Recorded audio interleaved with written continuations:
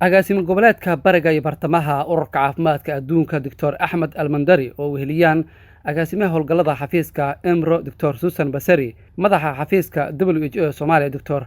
Mamnuur Rahmaan Malik iyo khubar kale ayaa maanta booqasho ku yimid xarunta dhexe wasaaradda caafimaadka si kulamo kala duwan ay ula yeeshaan maamulka iyo qaybaha kala duwan ee wasaaradda.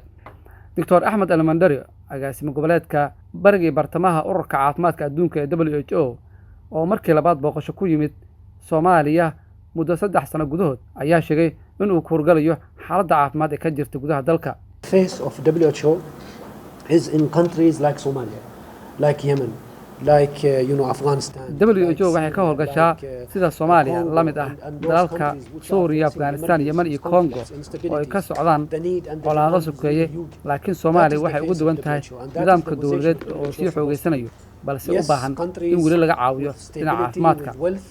Sidoo kale hay'adda caafimaadka adduunka WHO waxa ay ka shaqaynaysaa sidii ay u wada shaqayn lahaayeen labada dhinac.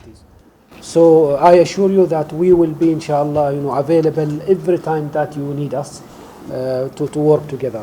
Kulan kadib wafdiga ayaa booqday xarunta dhexe ee shaybaarka qaranka, qaybta la tacaalida COVID-19 iyo isbitaalka Martina gaar ahaan qaybta daryeelka carruurta. Isbitaalku waa isbitaal runtii aad hadda taariikhi ah, shaqeeya kaliyana aan lagu daaweynin covid oo xarun gaar ah oo nafaqa darida ah oo ilaa hadda in ka badan 30 bukaan ay jiifaan oo ilmo ah 5 sano ka wada yar. wasiirka wasaaradda caafimaadka Dr. Fawziya Abubakar Nuur ayaa u mahadcelisay wafdiga iyo khubarada ka socday ururka caafimaadka adduunka oo booqasho ugu yimid.